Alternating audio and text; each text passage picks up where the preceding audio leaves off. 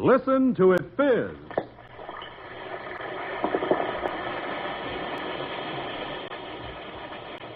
Alka-Seltzer for headache. Alka-Seltzer for acid indigestion. Alka-Seltzer for cold discomfort. Alka-Seltzer presents the Quiz Kids. There's the bell that calls our class to order, Quiz Kids, and listen closely. Here's your first question. The numbers 1306 will spell the name of what radio personality when held before a mirror? Well, you folks at home can write that number down, hold it before a mirror, and have the answer in a jiffy. The youngsters here in our classroom will have to figure it out in their heads. And we'll soon find out what they have to say, for here they are, the Quiz Kids and the chief quizzer himself, Joe Kelly.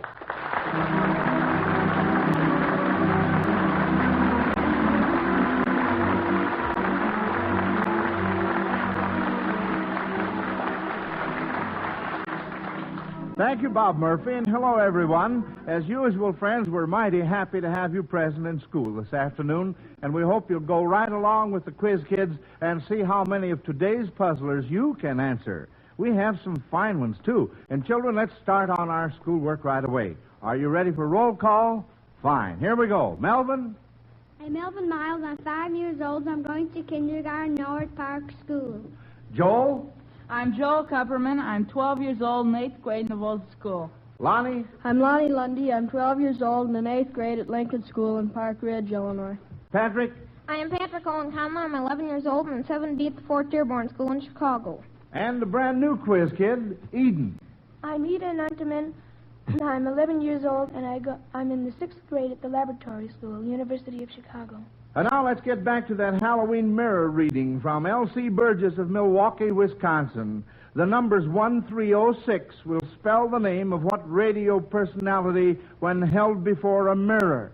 We have two hands up, and Lonnie's hand was up first. Lonnie? Well, that would be, if you held it by a mirror, you'd get different figures. Well, now 6 and 1 would be L when looking at a mirror, or possibly I. And 3 would be E, and O would still be O. Yes, and 6 would be D. Would be D? Or B. Would be what? B, I think, then. And well, no. Well, if... No, not holding it up in front of a mirror. Let's see, Joel? The numbers were 1306. Well, the first number would be 6, or P. No. 9. Wouldn't it be? No. Now, in all fairness, I might add that it would be a mixture of capitals and small letters. So that would lend itself to what radio personality, the name of what radio personality would that be? Lonnie? Well, let's see. If you had 1306 and held it before a mirror, the mirror figure of 6 would be first, followed by O, and then 3, and then 1. Well, if 3 is E and O is O, yeah. Let's see, that would be... And the O-E. 6 would be... That'd be Joel. Joel is right. Joel, right. Oh, there. Mr. Burgess of Milwaukee, Wisconsin almost had you kids on that one, didn't he? Well, we're off on the right track, and we're giving L.C. Burgess of Milwaukee, Wisconsin a fine Zenith transoceanic shortwave radio for sending in that question. One of these outstanding portable radios is always Alka-Seltzer's reward when the Quiz Kids answer your question correctly. If they miss, Alka-Seltzer's reward is the magnificent Zenith radio phonograph combination with the new Cobra tone arm and 2 FM bands. Either Zenith radio is a set you'll be proud to own, friends, so get your questions in. Send them to Quiz Kids, Chicago. Well, let's see what our next question is. Here's a question from Mrs. Edward L. Bush of Grosse Ile, Michigan, that all you children listening in can have fun trying right along with the Quiz Kids. Let's see how many plays or stories you can name that mention characters or objects associated with Halloween. Plays or stories. Patrick? Well, The Black Cat by Edgar Allan Poe. We all know that a black cat's bad luck and black cats come out on Halloween. That's right. And Jack Pumpkinhead in Oz. Yes. That's Jack Pumpkinhead. Uh-huh. And in Oz we have, in the Wizard of Oz, we have 4 witches. That's right. Uh-huh. And Melvin? Well, I know what, it's a clown, and a lot of people dress up to be a clown for Halloween. Oh, A poem. Well, what poem is it, Melvin? I don't know the name of it. I think it's called The Clown. The Clown, Well, that could be if it's about a clown. And Joel? Well, in Hansel and Gretel, there's a witch. Yes, that's right. And Lonnie? In A Midsummer Night's Dream, they're fairies. That's right, Say, speaking of clowns, Melvin, you told me last Sunday you were going to dress up like a clown. Did you dress up last night, or how? Huh? I did. I had a party, and we went trick-or-treating. Oh, you did? Well, what do you know about it? I thought I saw you out in my neighborhood there. There was a clown walking down the street just about your height. Mm-hmm. If you live close to here, it may have been. But if you live on Bryn Mawr or someplace, it may have been or across the street from us. Oh, I see.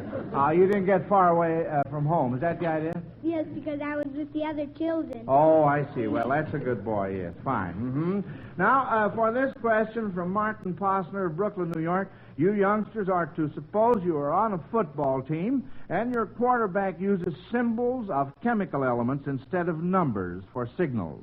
What plays would he call if you heard him yell phosphorus, arsenic, sulfur, hike? Pat. Well, phosphorus, arsenic, and sulfur, hike, is, let's see, I didn't arsenic. throw that last in there for you. No. All right. Well, we'll take phosphorus first. Phosphorus first. Okay. Yeah. I guess that's all right. All right. All right. Okay with me. Phosphorus is number 15. Well, now, we're talking in terms of symbols. Symbols. Yeah. That'll be P. P. And sulfur is S. Yes. And arsenic, AS. So that would be And the place. pass. Pass. P-A-S-S. Right. All right, see if we can get this next one. Ruthenium, nitrogen, hike. Pat again. That's RU, and nitrogen is N. Run. Run. Absolutely right. And now to make it really tough for the opposing team, for this third down, the quarterback is changing his signals to atomic numbers. What play does he call? 19, 53, 6, 19, hike. Patrick? Well, number 19 is potassium. Potassium. And are we supposed to give the... well, no, it's just... Well, you have to keep the symbols in mind. Oh, yes. Well, potassium is K. K. And what was the other one? 53. 53 is, let's see. Well, we'll skip that. 1953, 19 Oh, you're is going to make it potassium easy on again. yourself here now, huh? What is this next one you're getting? 19. Would you It's repeat potassium, of course. that? Yes, potassium. Uh-huh. And the last one? The what? How many did you give? I start out with 19 and ended up with 19. The two numbers in the middle, 53 and 6. 53 and 6. Yeah. Well, 6 is carbon. 6 is carbon. And so you would say P, C. Oh, no. No, sir. I'm afraid you got the team all mixed up here because we don't know what the play is. What is 53? The atomic number of... Lonnie? Well, the play is kick because potassium is K, and that's 19, and 53 is iodine, which is I, and 6 is C, which is carbon, and 19 again is potassium, which is K, so it's kick. Well, we certainly went over the goal with that, didn't we? Yes, sirree.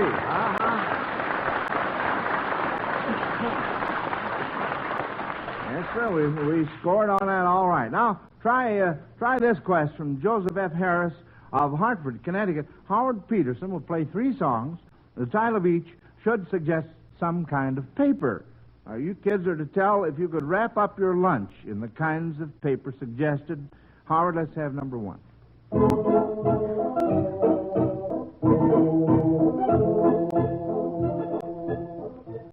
Lonnie? That's the blue-tail fly. That's fly paper, and you could, but I wouldn't. It'd be kind of a sticky proposition, wouldn't it? Yes. You'd really be stuck. Although, if you wanted to catch flies go after lunch, and if you opened it up, the flies might light on the lunch, and it'd be too bad for the fly. And the lunch, too, yes. All right, well, let's have number 2, Howard.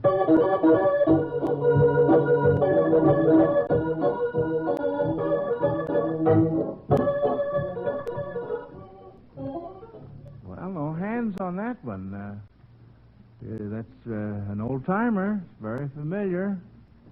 Melvin? Well, that sounds like sugar candy, so it is good to ripen and to have your lunch in that kind of a paper.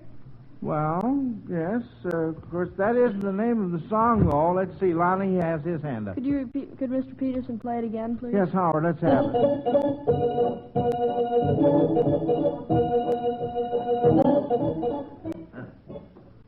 I might add they didn't play that song during World War II. Oh, dear. That's something I never do, is to give you kids a hint, but I just couldn't help myself on that. You give up on that one?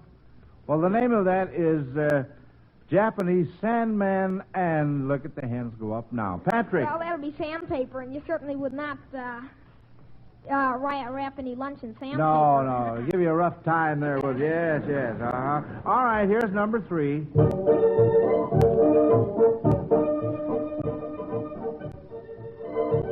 Joe? Feuding and fussing and fighting, and that'd be a regular newspaper, so I think it wouldn't be too bad, I suppose. No, it could be some other kind of paper now. You got to come across with it. Patrick? Well, that's a song, so it might be music paper. Well, yes, it could be, and then another you could wrap it up with that, too. Another kind of paper. When you're feuding, fussing, and fighting, what do they call that really? Bing Bang Biff and oh dear. Melvin? Well, you said what do they call it? I know sometimes it sounds kind of funny though. They say it's socking. Socking, yeah. Well, that's true. I'll tell you what. I was thinking of a scrap. So, Patrick. Well, that'd be scrap paper, and if it was big enough, you could wrap your lunch up in it, but usually it isn't. So. There. All right. Well, I'll tell you.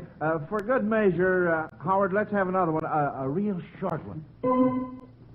That's short. Lonnie. The note is C. Could that be C paper? C paper? What kind of paper is C paper? Well, it could be carbon paper. The C is the chemical symbol for carbon. Well, I wouldn't wrap my lunch in carbon paper. No, I wouldn't either. Joel? Well, that might be paper made out of seaweed. A seaweed. Oh, dear. So that's a little too deep for me now, Joel. I'll tell you what. I was thinking of note paper because it was a single note.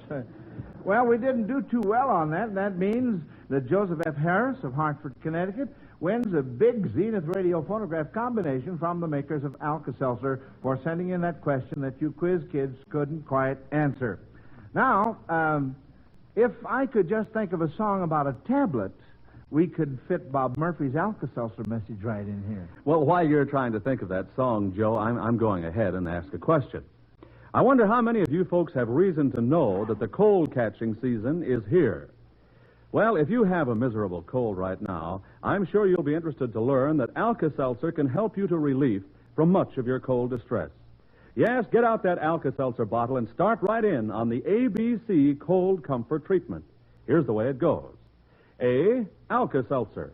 Start taking it at once to help relieve that ache in every bone, feverish feeling. B, be wise. Beware of drafts. Be careful of your diet. Dress sensibly and try to get more rest than usual. And C, comfort the sore throat caused by your cold by gargling with Alka-Seltzer. You'll never know how good Alka-Seltzer can be until you try it. So do try it if you're suffering from a cold, friends. Yes, start Alka-Seltzer's ABCs when you begin to sniffle and sneeze. Well, kids, let's get back to some more questions now. Helen Mitchell of Berkeley, California, wants to know if Mickey Mouse is old enough to go to the polls to vote next Tuesday. Joe. Well, I believe the idea of Mickey Mouse just became, a couple of weeks ago, 21 years old, so he would be old enough to go to the polls and vote. That's right. His 21st birthday was celebrated in Hollywood October 18th. So incidentally, how do you think he'll vote, Republican or Democrat? Pat? Well, sometimes the mouse is given as the symbol of the third party. He might vote for Henry Wallace. And Lonnie? Well, I don't think that a mouse would be as terrified by an elephant as by a donkey, because donkeys can run, I think, faster, but it's the symbols, I guess, wouldn't make any difference. Uh-huh. And, Joel? Well, the mouse doesn't seem too smart in this cartoon, so I think he'd vote Democratic. Oh, now, Joel, now, wait a minute. Yeah, I really stuck my neck out on that one, didn't I, huh? Well, all right. Now, this question is from Mrs. F.A. Niver of Omaha, Nebraska. Of course, we're just kidding. Tra-la-la. Assuming that babysitters were necessary in biblical times, who would have paid the sitters for these children? First, Jacob and Esau. Patrick. Well, that would have been Isaac who would have paid them. That's right, Isaac. Uh-huh. And how about Obed? Patrick again. That would be Boaz, Ruth's husband. Right. Uh-huh. Now let's see what you kids can do with this double-decker question from Mrs. H. Walter Danner of Scarsdale, New York. We'll have to have Howard Peterson help us with this one. You quiz kids are asked to identify the classical selection that Howard will play and then spell the last name of the composer. Now try and get 2 out of 3 on this. Here's the first one.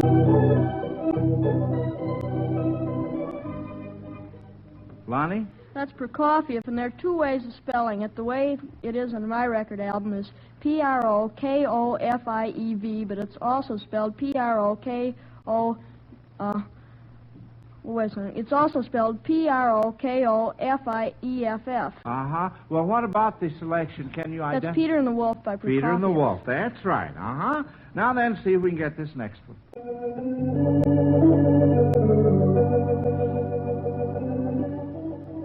Lonnie?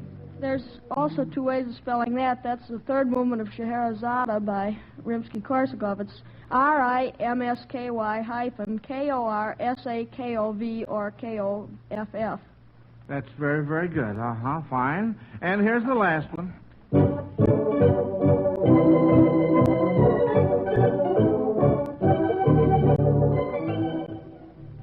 Lonnie? That's the third movement of Tchaikovsky's Pathétique, so that's a...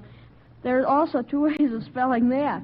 It could either be T-C-H-A-I-K-O-V-S-K-Y or T-S-C-H-A-I-K-O-W-S-K-Y. That's very good, Lonnie. Very good. Joel? Well, pardon me, but in all his spellings, Lonnie forgot to capitalize the first letters. So he did. Well, you meant capitals, didn't you? Yes. I see. Also capital K after the hyphen of Rimsky-Korsakov. Well, we had a little trouble with capitals at the very beginning of the program, too, didn't we? All right. Well, you gave me 3 out of 3, and the question only called for 2 out of 3. That's very, very good. Now, the next question from the Alka-Seltzer question box is from Jane Carroll of Detroit, Michigan. What group of islands is associated with this group of names? John Davis, Stanley, and Scharnhorst. John Davis, Stanley, and Scharnhorst. Pat. Wouldn't that be the No. Lonnie? That's Madagascar. No. Joel? Well, I don't know, but John Davis was a Democratic presidential candidate in the 20s, so I think that might have something to do with it.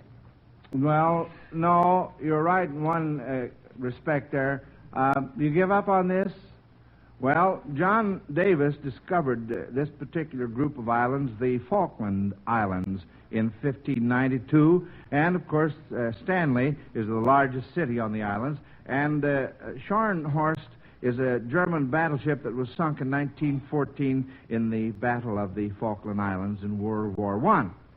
Well, let's see what we can do with this next one. What one island would you associate with these 3 names? James Cook, Captain Bligh, Endeavour. Joel?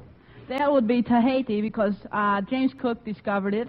Captain Bligh was in Mutiny of the Bounty, was a captain in a story, and the adventure centered around Tahiti. And what was the third name? The third name was Endeavour. I believe that was one of Captain Cook's ships. That's right. On the first one you gave me, Captain James Cook did not discover the island. He was the first to accurately describe the island. He visited, in other words, the one island is the island of Tahiti.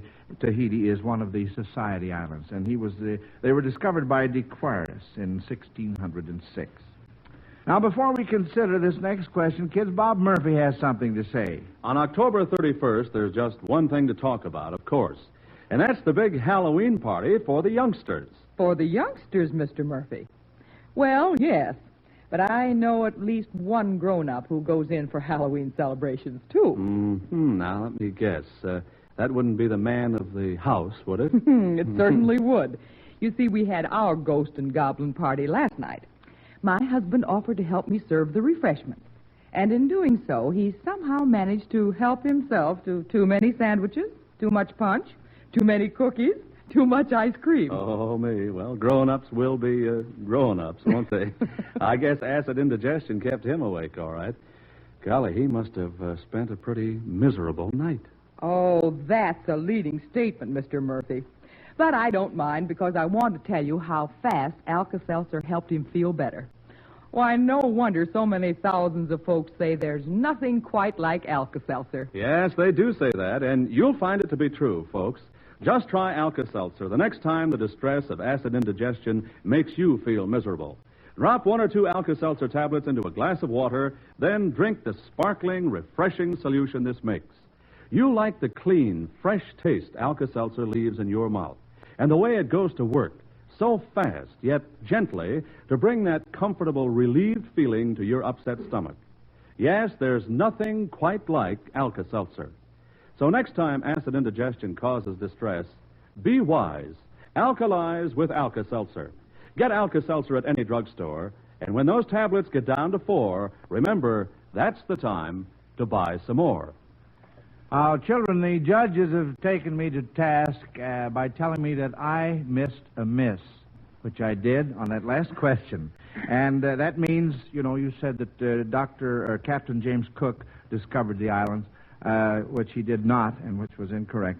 That means that Jane Carroll of Detroit, Michigan, will receive one of the big Zenith radio phonograph combinations from the makers of Alka-Seltzer.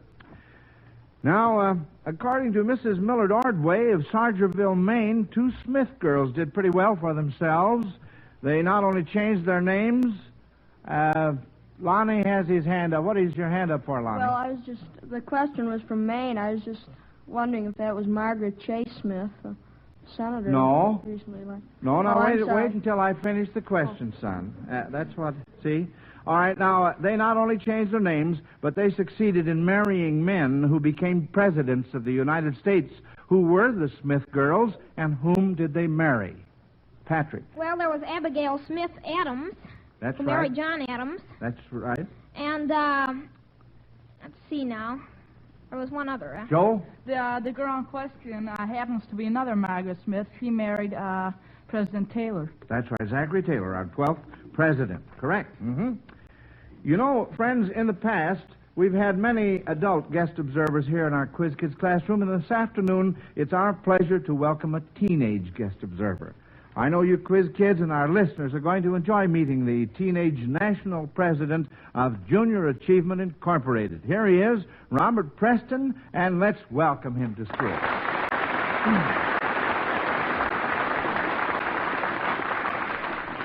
It's a pleasure to be here, Mr. Kelly, and I want the Quiz Kids to know that I've always been one of their fans. In fact, when they become high school juniors and seniors, I hope they will join us in Junior Achievement. For as a matter of general education, everyone should know something of business procedure. In 40 cities of the United States, we now have more than 1,000 business enterprises operated by some 25,000 high school juniors and seniors under the guidance of Junior Achievement. The current issue of Coronet magazine tells our story in a feature article entitled Top Jobs for Teenagers. And we are all teenagers getting a head start in business. We manufacture and market a wide variety of products ranging from fly spray to furniture. We operate on the same principles that guide prosperous adult concerns. We incorporate along lines of regular procedure, sell publicly the shares of stock we don't buy ourselves, rent shop space, select our own products, and find our own markets. I know the feminine members of the Quiz Kids will be happy to learn that about 45% of all JA members are girls. In our junior concerns, everyone must own a part of the company. So we're all on an equal footing and learn the give and take of labor management relations. Not only is junior achievement fun, but as Coronet points out, JA has evolved a plan of teaching youngsters the fundamentals of business from the ground up through actual experience in corporations of their own. Thanks for this chance to talk about junior achievement, Mr. Kelly.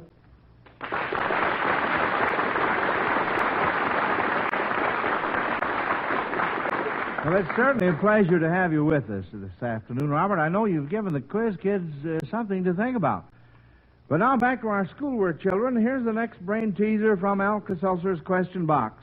Mrs. Helen H. Godwin of Montclair, New Jersey, says she supposes this Halloween you quiz kids are going all out on this trick-or-treat business. Do you think business will be bigger and better than it was last year at this time? Lonnie?